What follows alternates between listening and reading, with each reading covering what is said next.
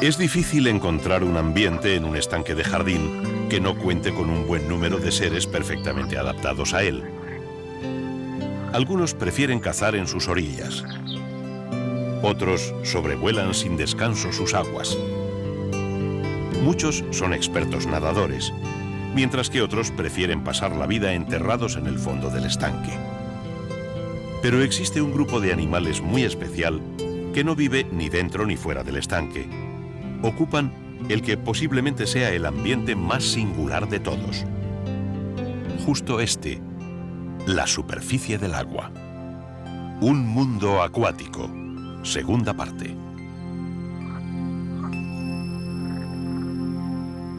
Algunos insectos, como esta hidrómetra, pueden andar por la superficie gracias a su escaso peso y a la tensión superficial del agua, que confiere a esta zona del estanque unas características muy especiales. A esta escala, la superficie del agua se transforma en algo muy parecido a una cama elástica. Las hidrómetras capturan a sus presas arponeándolas con su largo pico. Esta ha capturado una pulga de agua. Estas chinches acuáticas, llamadas herries, han desarrollado un ingenioso sistema para localizar a sus presas. Un insecto ha caído al agua.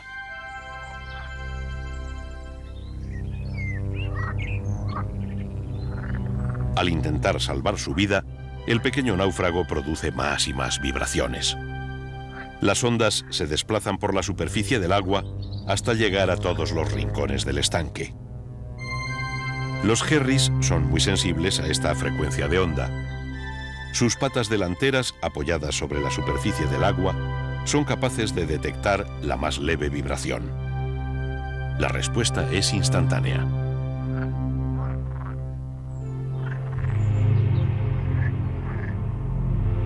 El sistema es muy similar al que emplean las arañas en sus telas. Ahora, la chinche inmoviliza a su presa clavándole su boca en forma de estilete. Unos segundos más tarde, cuando su veneno haga efecto, succionará el contenido licuado de su víctima.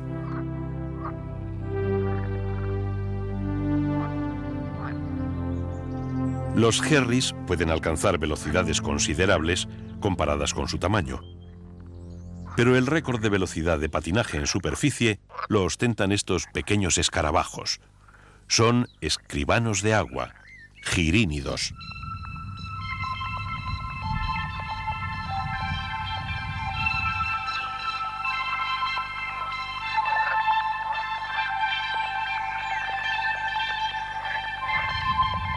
Los escribanos de agua viven literalmente entre dos mundos.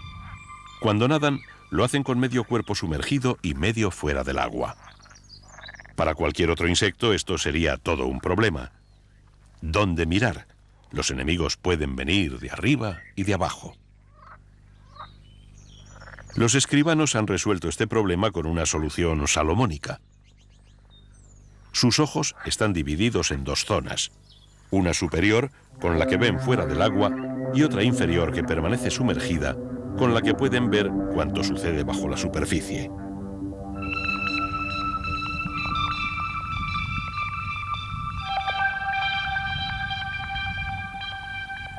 Pero sus adaptaciones no terminan aquí. Si hay algo en el estanque que les incomode, los escribanos se sumergen sin dudarlo.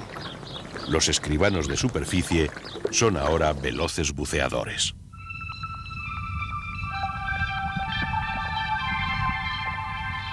Para poder respirar bajo el agua, hasta que pase el peligro, llevan tras de sí una pequeña burbuja de aire.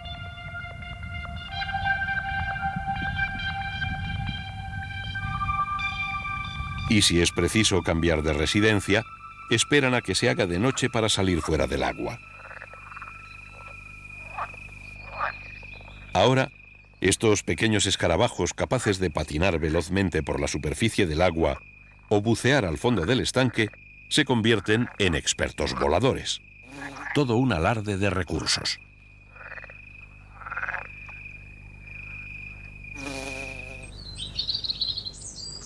No todos los insectos que viven aquí utilizan la superficie del agua de la misma forma. Algunos viven colgados cabeza abajo.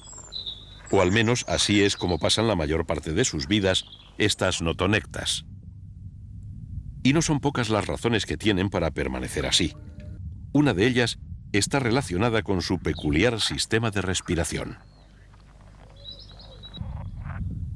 Esta chinche acuática necesita respirar aire del exterior. El extremo de su abdomen, rodeado por largos pelos capaces de romper la tensión superficial del agua, permite que el aire pase al interior, almacenándose a lo largo de su vientre. Es precisamente esta burbuja de aire la que las obliga a nadar siempre de espalda. Las notonectas son activas cazadoras, y una vez más, las ondas producidas en la superficie les son de vital importancia para localizar a sus presas. ¿Cómo logró captar las vibraciones producidas por la hormiga? Pues bien, fue gracias a sus patas intermedias. Es precisamente en el extremo de estas patas donde las notonectas poseen unos sensores, unos extremos sensitivos capaces de percibir la más leve perturbación de la superficie. Incluso mientras se alimentan de su presa, sus patas sensoras siguen informándole de todo lo que pasa ahí arriba.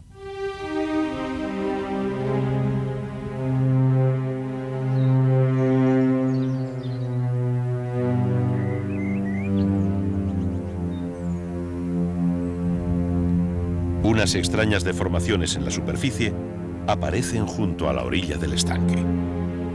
Las vibraciones no tardan en llamar la atención de esta joven notonecta. Pero en realidad, estas ondulaciones no las está produciendo una presa, sino esta araña pescadora, una araña pirata.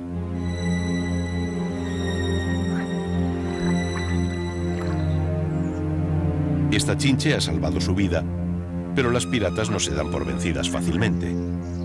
Toda la orilla del estanque está dividida en pequeños cotos de pesca. Estas arañas han desarrollado un sistema de caza propio muy distinto al empleado por sus parientes. Las piratas no construyen redes de captura. Sus telas son la superficie del agua.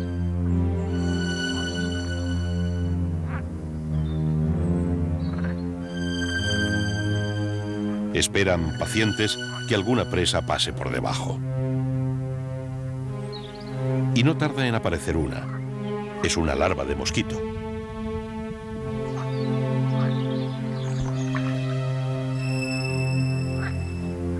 A pesar de su reducido tamaño, las arañas piratas son capaces de atrapar presas de considerable volumen. Y una vez más, las notonectas son su objetivo.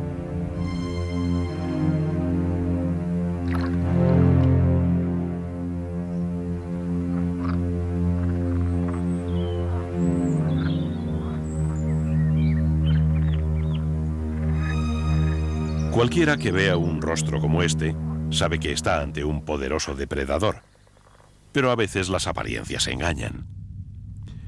¿Una indefensa y frágil alga meciéndose en el fondo del estanque? No, en realidad no se trata de un alga. Estamos ante uno de los animales más extraños del estanque, una hidra, y tampoco es del todo inofensiva, al menos para los pequeños animales de los que se alimenta.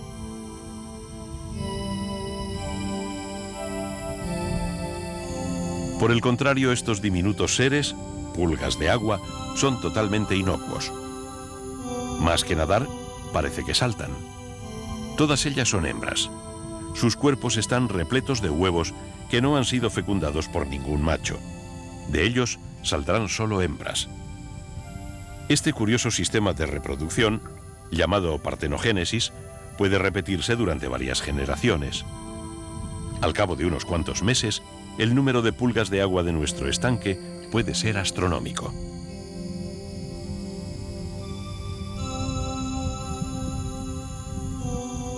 Para los animales que pasan todas sus vidas bajo el agua, poder controlar su flotabilidad puede ser de lo más práctico.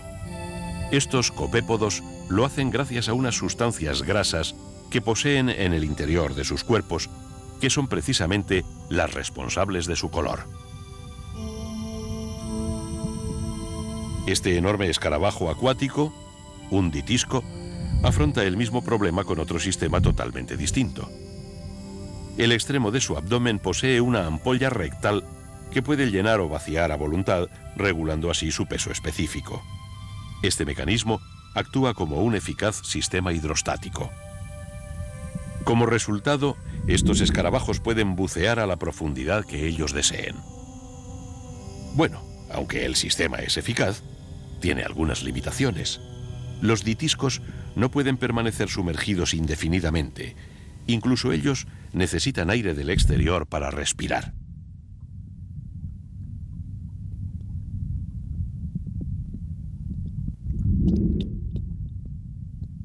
La burbuja de aire aprisionada bajo su coraza les plantea más de un problema.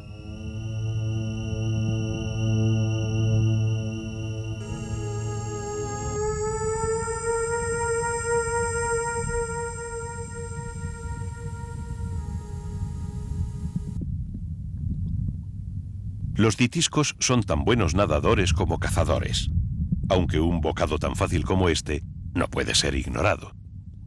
De hecho, un elevado porcentaje de su dieta se compone de carroña, contribuyendo así de forma importante a mantener el estanque limpio. Uno de los rasgos anatómicos más sorprendentes de estos escarabajos acuáticos son sus patas. En concreto, las patas delanteras de los machos. Vistas de cerca, estas estructuras son mucho más complejas de lo que cabría esperar. Estas extrañas protuberancias circulares son algo muy parecido a ventosas. Cada pata posee dos grandes y más de un centenar mucho más pequeñas. ¿Para qué puede querer un escarabajo acuático semejantes estructuras?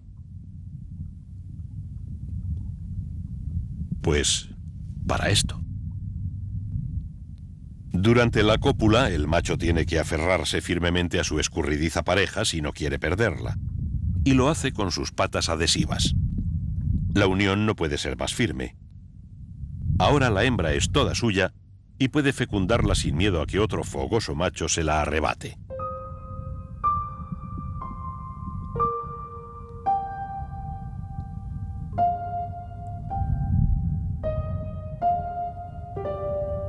En otro rincón del estanque, repleto de plantas acuáticas, vive uno de los escarabajos más grandes de Europa, un escarabajo acuático plateado, el hydrous. A pesar de su aspecto, este escarabajo no es tan temible depredador como el ditisco. En realidad se trata de un apacible vegetariano. Pero lo más sobresaliente de este insecto no es su régimen alimenticio, sino su sistema de reproducción. Los hydrous construyen los nidos más ingeniosos y elaborados de cuantos podamos encontrar en un estanque. Aquí, deslizándose lentamente sobre la superficie del agua, hay uno. A primera vista podríamos pensar que esto no es más que lo que parece ser, una hoja flotando en el agua. Y es precisamente esto lo que la hembra del hydrous quería al realizar su puesta justo debajo de la hoja. El nido está construido con una sustancia muy similar a la seda. En su interior, de forma perfectamente ordenada y dispuestos verticalmente, están los huevos. Algunos embriones, como el que hay en el interior de este huevo, están ya muy desarrollados. Toda esta zona del nido permanece por debajo del nivel del agua. Pero los embriones que hay en su interior necesitan oxígeno para poder sobrevivir. La madre tuvo en cuenta sus necesidades. Y esta es la solución que dio al problema. Un largo tubo, una especie de chimenea que comunica la cámara de puesta con la superficie. La pequeña embarcación, con su hoja protectora y su larga chimenea, navega a la deriva por el estanque. En pocos días, gracias al cálido sol de mayo, los huevos han eclosionado y las larvas comienzan a salir de su nido flotante.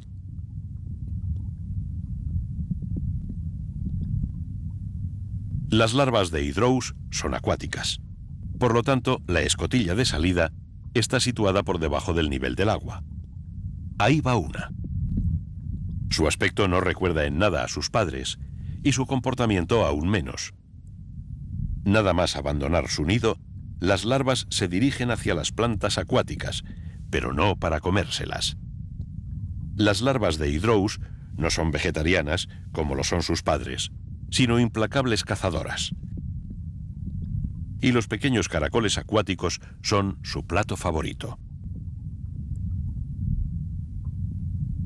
Con unas mandíbulas como estas, las conchas no suponen ningún obstáculo. En unas semanas, las larvas han alcanzado casi los 10 centímetros de longitud. Ahora incluso se atreven con los caracoles que accidentalmente caen al estanque. Las enormes larvas, que han completado su desarrollo, sufren un notable cambio en su comportamiento. Ahora salen del agua.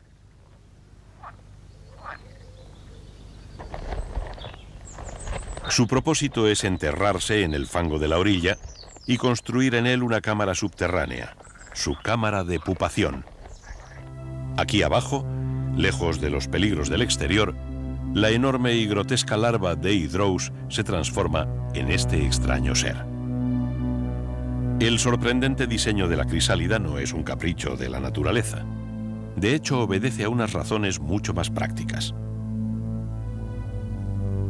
Estas espinas, situadas en su cabeza, actúan como firmes puntales que la separan del suelo. Así, la crisálida permanece aislada del húmedo fango, evitando en gran medida la aparición de los temibles hongos.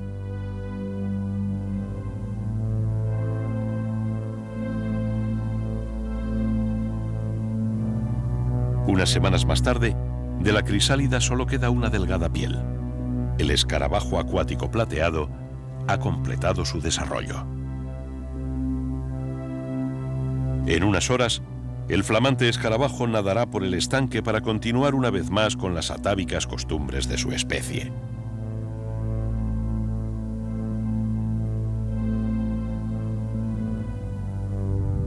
En el fondo del estanque merodea otro gran depredador, pero esta vez no es un insecto, sino un anfibio, un gallipato.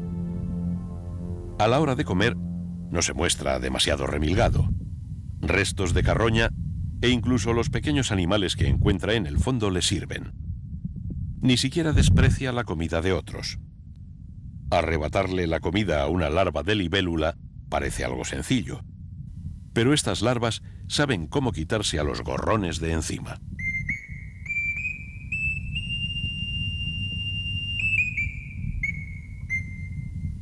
Otros insectos optan por sistemas de defensa menos traumáticos. Estas hojas son en realidad un estuche, una especie de coraza en cuyo interior se encuentra una larva de tricóptero. Empleando una sustancia muy similar a la seda, estas larvas unen hojas, ramas o cualquier cosa que encuentren en el fondo del estanque hasta formar una vaina protectora. Hay modelos para todos los gustos. Un cómodo estuche confeccionado íntegramente con ramitas de la misma medida. Un modelo a prueba de depredadores, realizado con ramitas mucho más gruesas y restos de corteza. Lo último en protección, una sólida envoltura de piedras entretejidas con seda, ideal para zonas de corriente. Un modelo de lo más discreto.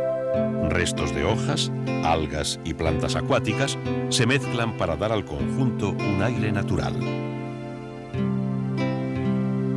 Este otro modelo de piedras incorpora trozos de concha de caracol.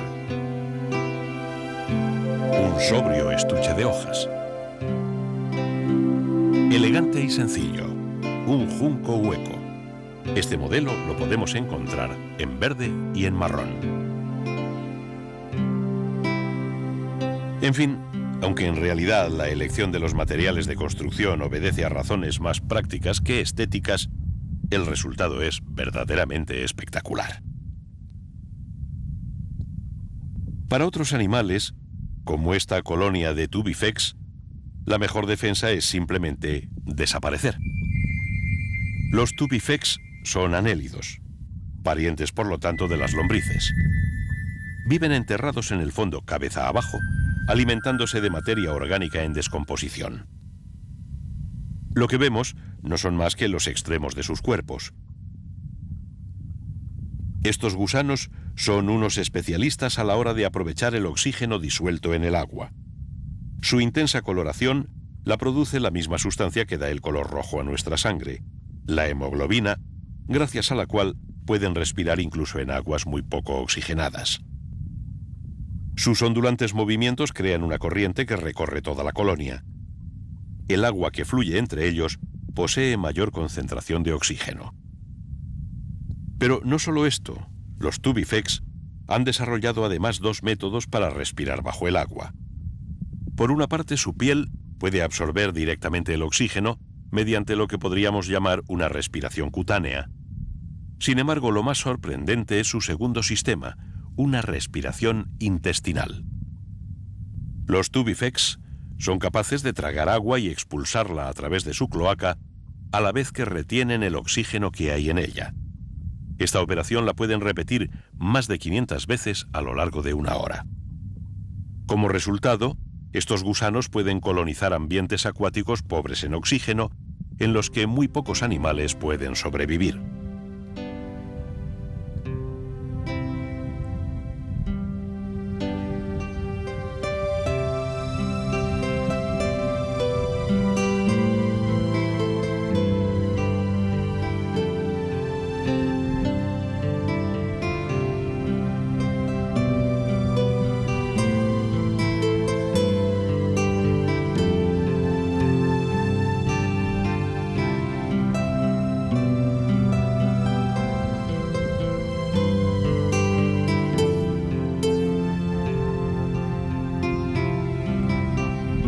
En mitad de la colonia, estos gusanos de tubo son capaces de construir sus refugios empleando como material de construcción sus propios desechos.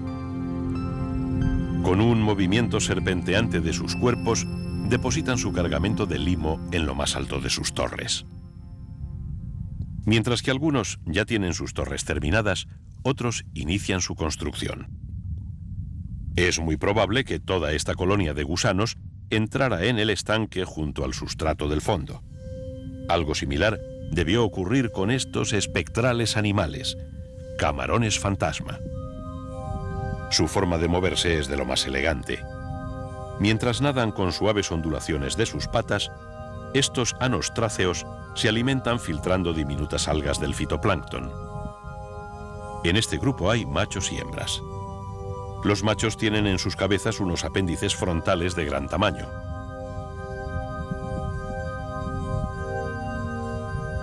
Las hembras carecen de estos apéndices, mientras que han desarrollado unos grandes sacos en el extremo de sus abdómenes. Aquí almacenan los huevos fecundados.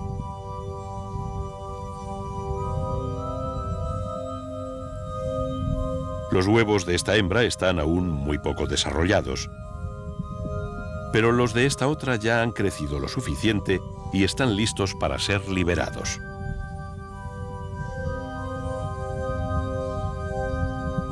Cuando llega el momento de la puesta, la hembra abre esta especie de trampilla situada en el extremo de su saco ovígero.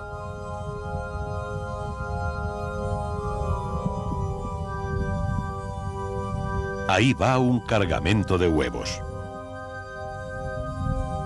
Pero lo más sorprendente es la extraordinaria resistencia de estos minúsculos y en apariencia frágiles huevos a la extrema sequía. De hecho, pueden sobrevivir a pleno sol enterrados en la arena más seca durante varios años, hasta que de nuevo el agua los despierte a la vida. Gracias a esta adaptación, los camarones fantasma pueden colonizar pequeñas charcas estacionales, donde las duras condiciones ambientales hacen impensable que algún animal estrictamente acuático pueda sobrevivir. Estos pequeños pero tenaces crustáceos son un ejemplo más de las increíbles estrategias de supervivencia desarrolladas por algunos animales.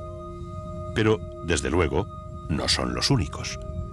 A lo largo de estos dos capítulos dedicados al estanque, hemos observado comportamientos extraordinarios, costumbres ancestrales, cuya única finalidad es la perpetuación de las especies. Es posible que algunos de estos extraños vecinos sean algo molestos, pero observar y entender sus complejas vidas sigue siendo todo un reto.